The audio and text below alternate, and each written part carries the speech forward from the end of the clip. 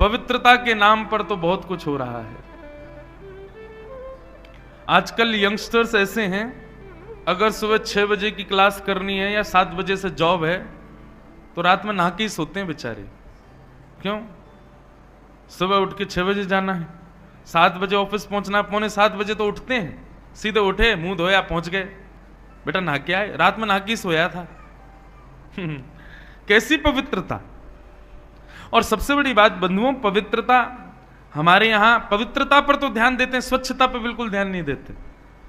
व्यक्ति मंदिर जाएगा, नहा धो के जाएगा, नए कपड़े कोरे पहन के जाएगा, हाथ में जल लेके जाएगा, फल लेके जाएगा, लेकिन मंदिर में जाके दिखाएगा ये कि मैं पवित्रता से आया हूं, लेकिन उस मंदिर को ही अपवित्र, अस्वच्छ करके आ जाएगा।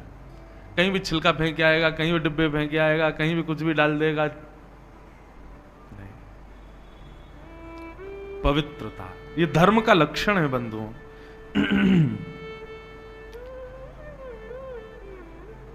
शिव मंदिरों में मैंने सोमनाथ में देखा पवित्रता को। सोमनाथ मंदिर क्यों? क्योंकि वहां पर शंकर जी पर जल चढ़ाना अलाउ नहीं है, इसलिए पवित्र है। वहां पर आप जल ले जाइए, तो सोमनाथ आप कभी जाएंगे तो वहां सामने शंकर जी, इधर एक बढ़िया उन्होंने एक मशीन लगा रखी है, आपसे कहेंगे मशीन में जल डालो, आप मशीन में जल डालेंगे, पुजारी जी बटन ऑन करेंगे तो वो पीछे शंकर जी पर अपने आप चढ़ जाएगा, वहीं से दूर से करो। ऐसी व्यवस्था सब जगह होनी चाहिए। मैं तो अभी कथा की थी सोमनाथ में, पहली राम कथा, तो मैं तो मंदिर ट्रस्ट को इतना साधुवाद देकर के आया कि हर मंदिर भारत का ऐसा होना चाहिए। और फिर पता है वो क्या करते हैं, जो जल शंकर जी पर चढ़ा उसी को एक मशीन में जाके प्योरीफाई करके बिल्कुल उस निर्माल्य को शीशियों में भर के बाहर दर्शनार्थियों को बांट देते हैं।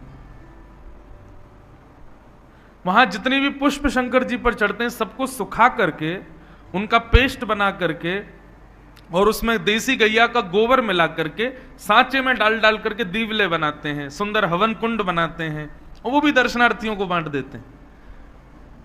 एक भी वस्तु मंदिर में आई है तो वेस्ट नहीं होगी।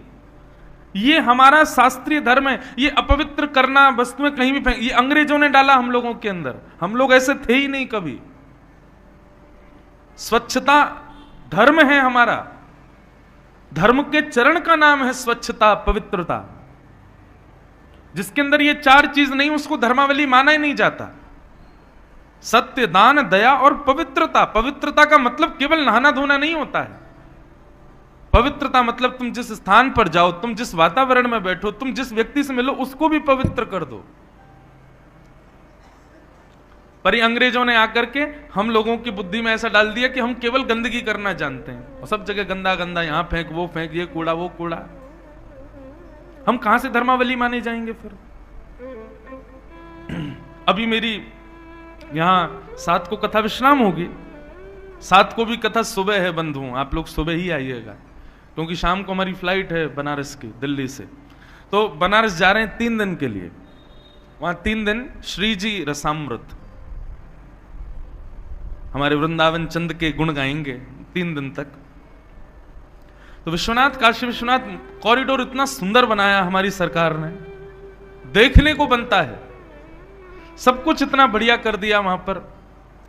परंतु लोग बाग मुझको ट्रोल भी कर सकते हैं इस बात पर, मंदिर में जहां महादेव विराजते हैं आप पूरे दिन उनको देख नहीं पाओगे। क्यों? सुबह आप मंगला आरती करने जाओ, ठाकुर जी की मंगल आरती होती है, तब तक तो सब बढ़िया, जब तक पुजारी जी हैं। जैसे ही पुजारी जी निकले, रेला घुसता है लोगों का भीतर। अब वो गिलासों में पानी लेकर के, प्लास्टिक की बोतलों में जल लेकर के, दूध लेकर, दूध भी नहीं होता, सिंथेटिक होता है, वो कलर मात्र होता है। बस हमारा दूध पड़ना चाहिए शंकर जी के ऊपर, कैसे भी गिरे, इनके चाहे नाक कान एक हो जाए शंकर जी के, अब ऊपर से फेंक देंगे। सुबह मंगला आरती के बाद जब मैं मंदिर में घुसा तो केवल प्लास्टिक पड़ी थी, शंकर जी थे ही नहीं वहां पे। फिर हटाने पड़े वो जो ग्लास थे प्लास्टिक के, तब जाके महादेव दिखाई दिए। इसको निंदात्मक वे में मत लीजिएगा, सोचिए, विचार कीजिए, ऐसे अभिषेक से महादेव प्रसन्न होते होंगे?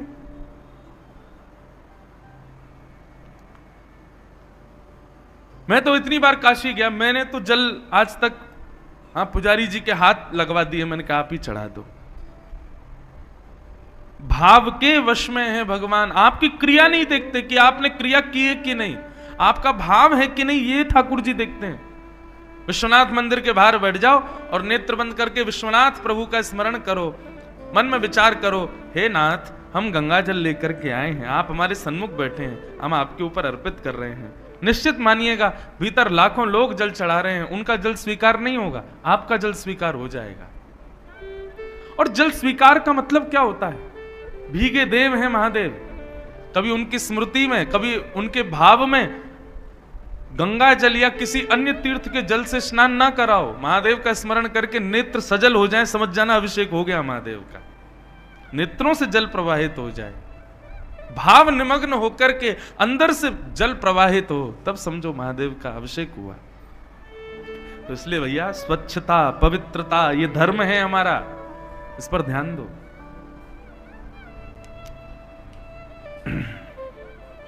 तो धर्म के 4 चरण, दया, दान, पवित्रता और सत्य। परंतु कलयुग में केवल एक ही बचा है, सत्य। 3 तो खत्म मात्र है, दया, दान और पवित्रता।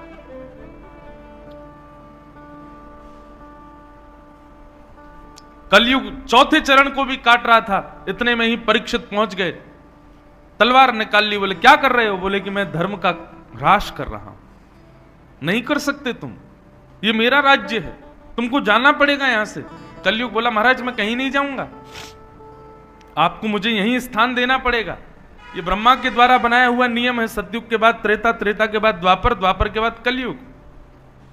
बंधु कलयुग किसका नाम है? युग। परंतु वो युग यहां किस रूप में घूम रहा है? आपने देखा कलयुग को? कलयुग है विचारों में, हमारी बुद्धि में, सही की आड़ में गलत करवाता है, ये कलयुग का प्रभाव है। संसार में सब दूध के धुले दिखते हैं, परंतु अंतरंग भाव से किसी को अगर आप पहचान गए तो घृणा हो जाएगी उससे। क्यों? ये कलयुग का स्वरूप है। बाहर से तो संत दिखाता है सबको, बाहर से तो परम सीधा साधा दिखाता है सबको, परंतु अंदर सबके राक्षसत्व है। ये कलयुग है। इसलिए सतयुग, त्रेता, द्वापर बहुत अच्छे हैं। वहां रावण है तो रावण दिखता है, कंस है तो कंस दिखता है, हिरण्यकश्यप है तो दिखता है, परंतु कलयुग में राक्षस दिखते नहीं है।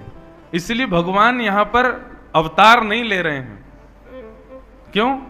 बोले भाई जिसको हम मारने जाएंगे राक्षस को, वो अभी अभी मंदिर पूजा करके भी आया है, पूजा भी कर रहे हैं, व्रत भी कर रहे हैं, एकादशी भी कर रहे हैं, तीर्थ यात्रा भी कर रहे हैं, कावड़ भी उठा रहे हैं, गंगा स्नान भी कर रहे हैं, भीतर पाप भी कर रहे हैं। बड़े विचित्र महाराज, कलयुग के राक्षस सबसे खतरनाक हैं। क्यों? बोले देखने में धर्मावली लगते हैं। हाँ, धर्मात्मा रावण भी बना था, परंतु उतनी देर के लिए बना जितनी देर के लिए सीता जी का हरण करना था, उसके बाद पुनर्राक्षसी बन गया।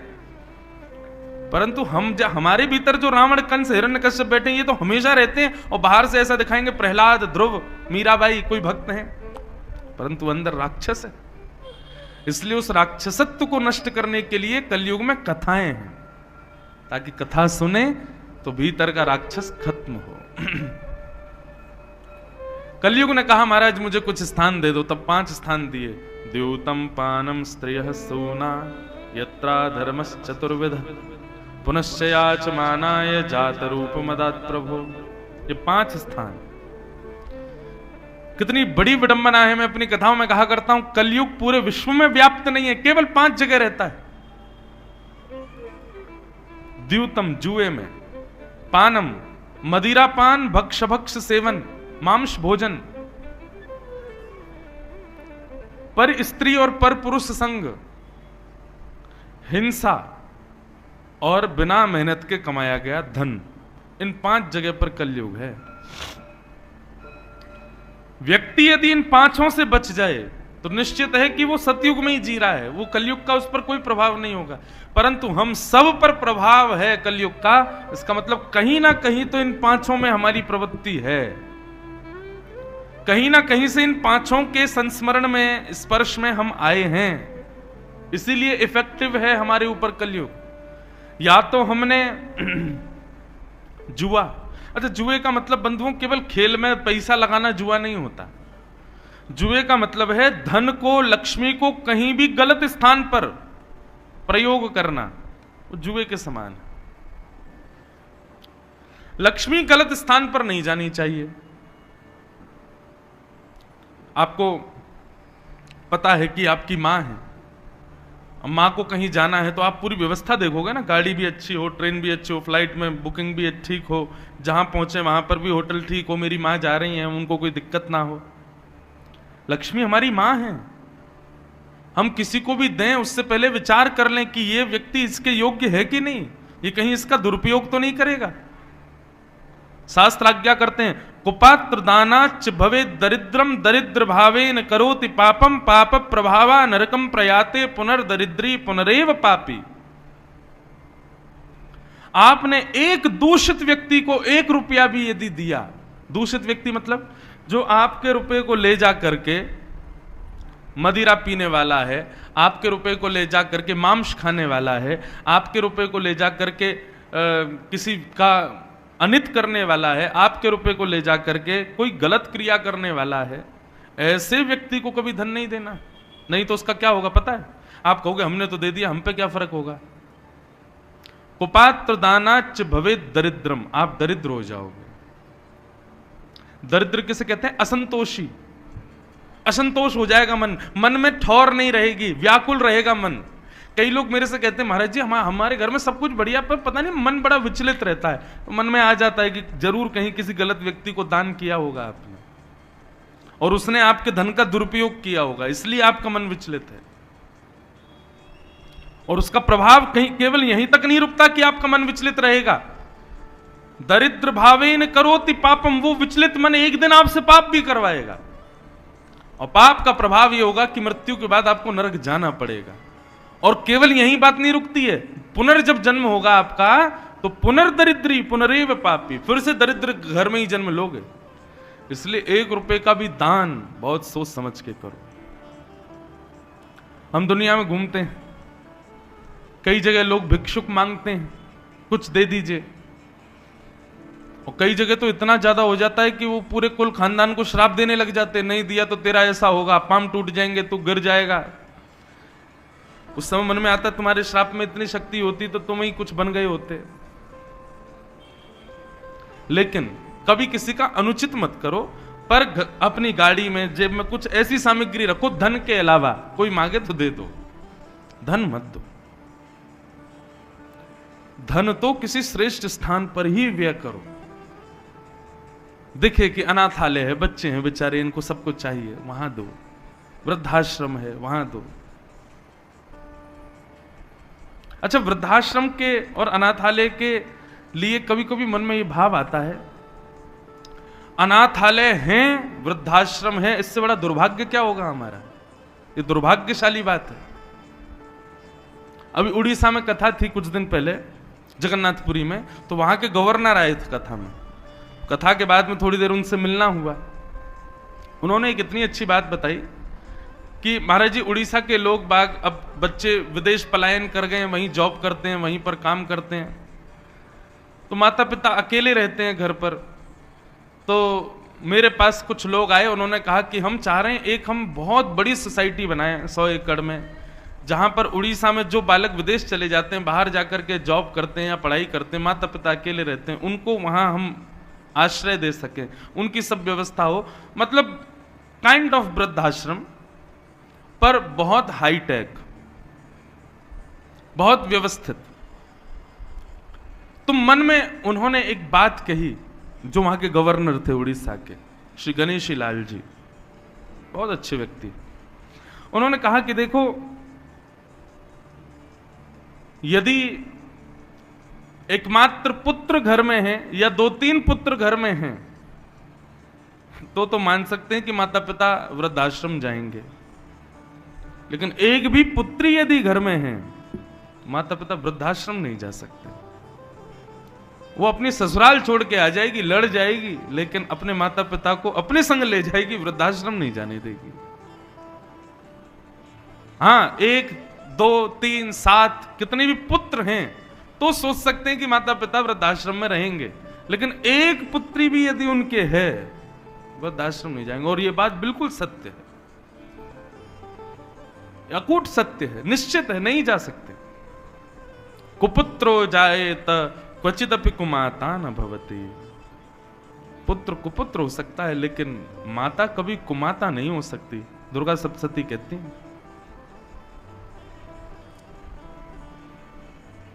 तो अनाथालय होना, वृद्धाश्रम होना, ये एक प्रकार का दुर्भाग्य है हम लोगों का। हम इतने संस्कारहीन हो गए, बालकों को अनाथ छोड़ रहे हैं, माता पिता को अकेले छोड़ दे रहे हैं, वृद्धाश्रम में छोड़ दे रहे हैं।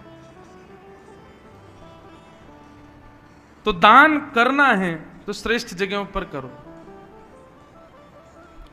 इस प्रकार 5 स्थान कलयुग को प्रदान किए। परीक्षित जी महाराज लौट करके आए, स्वयं भटक गए। अपने तहखाने में देखा एक मुकुट, उस मुकुट को जैसे ही पहना, अनीति का धन पहनते ही कलयुग प्रविष्ट हो गया दिमाग में। और जो परीक्षित कभी किसी की हिंसा नहीं करते थे, आज वो परीक्षित आखेट को वन में गए और वन में जाकर के शिकार करने लगे। वन में भ्रमण करते करते प्यास लगी तो शमीक ऋषि के आश्रम पहुंचे। शमीक ऋषि से जाकर के उन्होंने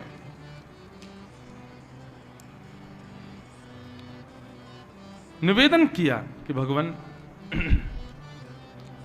जल प्रदान करें। ये कहीं से फोन का स्वर क्यों आ रहा है मुझको?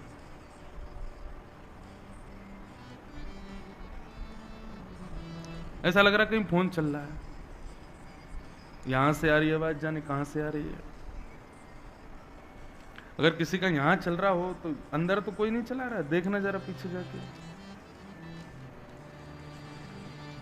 हमको कथा में जरा भी स्वर कहीं से आ जाए, कुछ हो जाए तो कथा भूल और जाता हूं। तो बोलो वृंदावन बिहारी लाल की।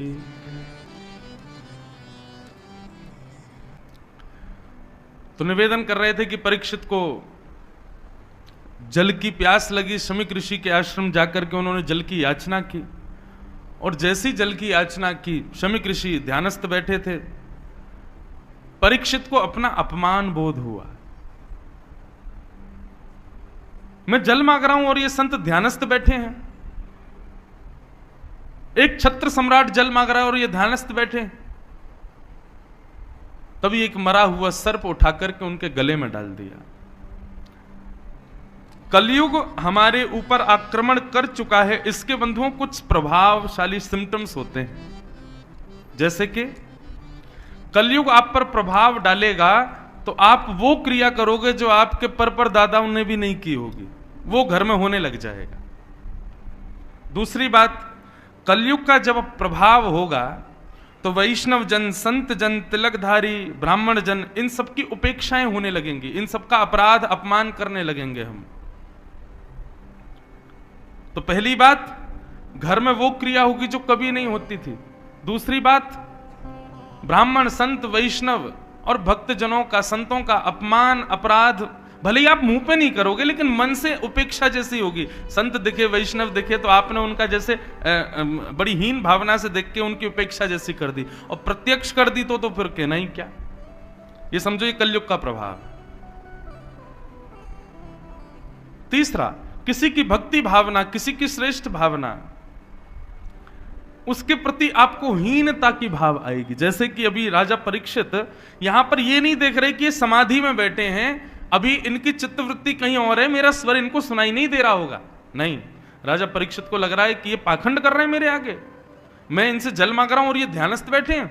मरा हुआ सर्प गले में डाल दिया। शमीक ऋषि तो कुछ नहीं बोले, ध्यानस्थ बैठे थे।